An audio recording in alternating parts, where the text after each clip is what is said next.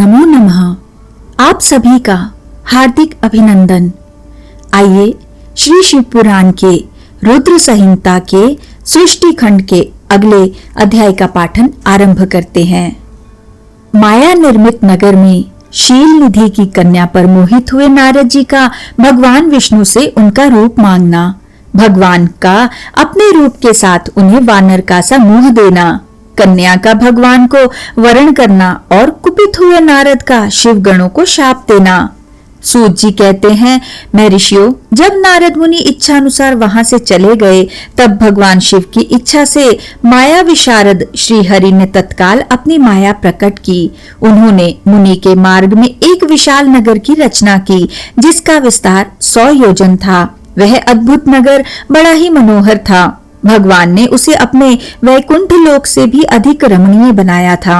नाना प्रकार की वस्तुएं उस नगर की शोभा बढ़ाती थी। वहां स्त्रियों और पुरुषों के लिए बहुत से विहार स्थल थे। वह श्रेष्ठ नगर चारों वर्णों के लोगों से भरा था। वहां शील निधि नामक ऐश्वर्यशाली राजा राज्य करते थे। वे अपनी पुत्री का स्वयंवर करने के लिए उद्यत थे, अतः उन्होंने महान उत्सव का आयोजन किया था।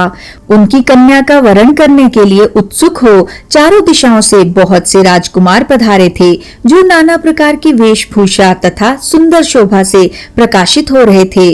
उन राजकुमारों से वह नगर भरा पूरा दिखाई देता था। ऐसे सुंदर राजनगर को देख नारद जी मोहित हो गए।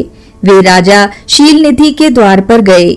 मुनि शिरोमणि नारद को आया देख महाराज शील निधि ने श्रेष्ठ रत्नमय सिंहासन पर बिठाकर उनका पूजन किया।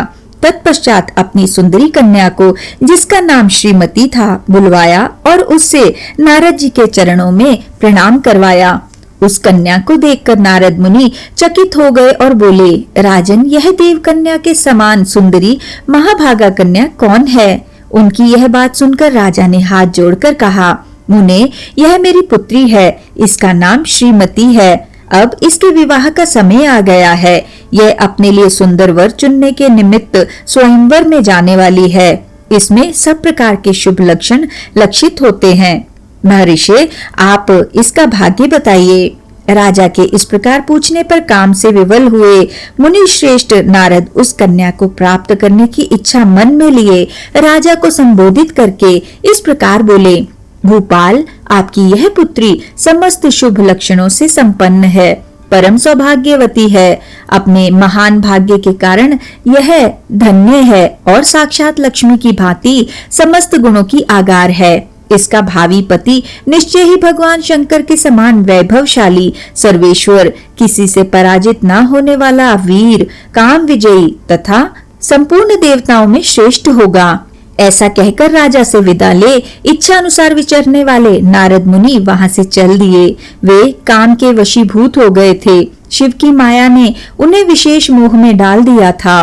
वे मुनि मन ही मन सोचने लगे कि मैं इस राजकुमारी को कैसे प्राप्त करूं। स्वयंवर में आए हुए नरेशों में से सबको छोड़कर यह एकमात्र मेरा ही वरण करे, यह कैसे संभव हो सकता है? समस्त नारियों को सौंदर्य सर्वथा प्रिय होता है।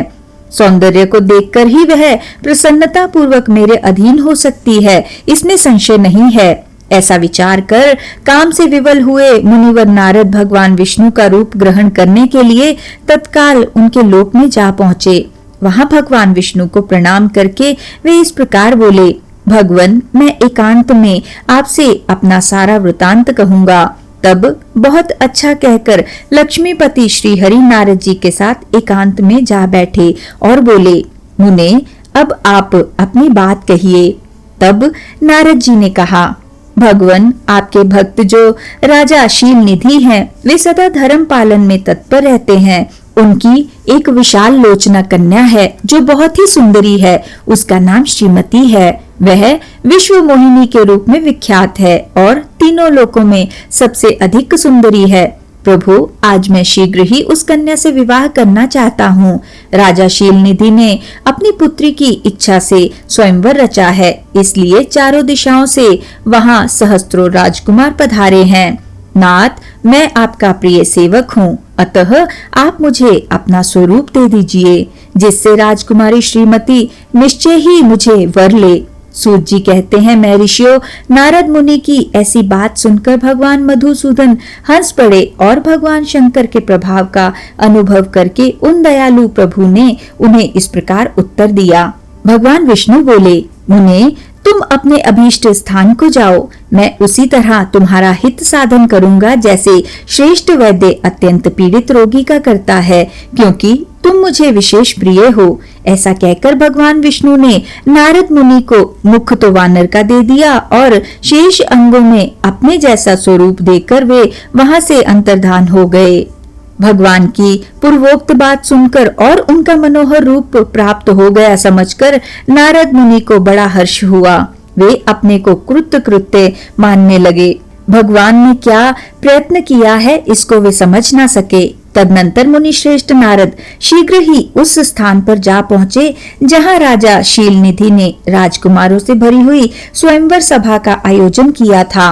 विप्रवरों, राजपुत्रों से घिरी हुई वह दिव्य स्वयंवर सभा दूसरी इंद्र सभा के समान अत्यंत शोभा पा रही थी। नारद जी उस राजसभा में जा बैठे और वहां बैठकर प्रसन्न मन से बार बार यही सोचने लगे कि मैं भगवान विष्णु के समान रूप धारण किए हुए हूँ, अतः वह राजकुमारी अवश्य मेरा ही वरण करेगी, दूसरे का नहीं। मुनि श्रेष्ठ नारद को यह ज्ञात नहीं था कि मेरा मुंह कितना कुरूप है। उस सभा में बैठे हुए सब मनुष्यों ने मुनि को उनके पूर्व रूप में ही देखा।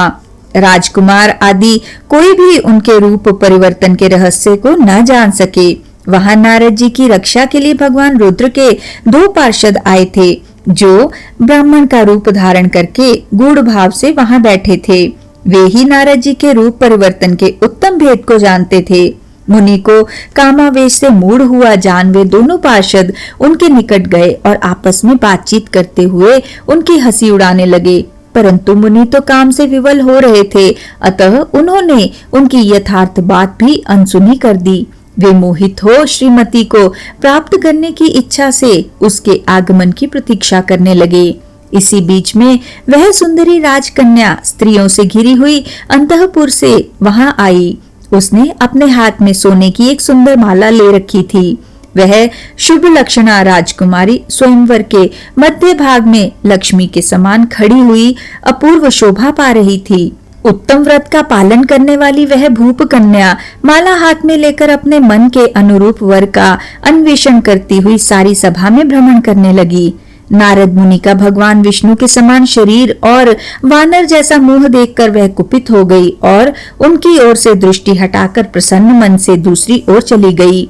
स्वयंवर सभा में अपने मनोवांछित वर को न देखकर वह भयभीत हो गई।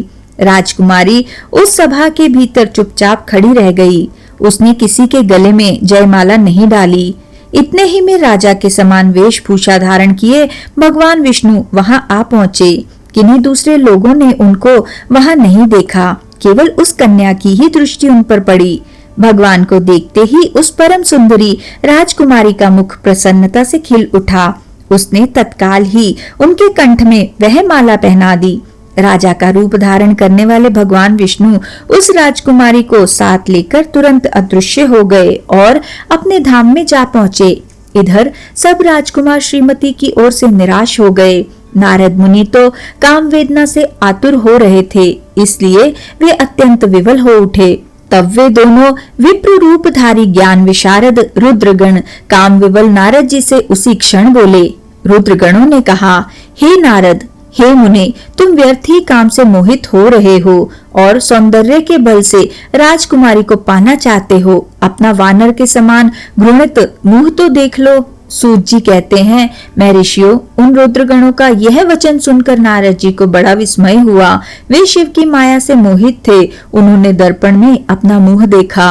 वानर के समान अपना मुंह देखकर वे तुरंत ही क्रोध से जल उठे और माया से मोहित होने के कारण उन दोनों शिवगणों को वहां शाप देते हुए बोले, अरे तुम दोनों ने मुझ ब्राह्मण का उपहास किया है, अतः तुम ब्राह्मण के वीर्य से उत्पन्न राक्षस हो जाओ।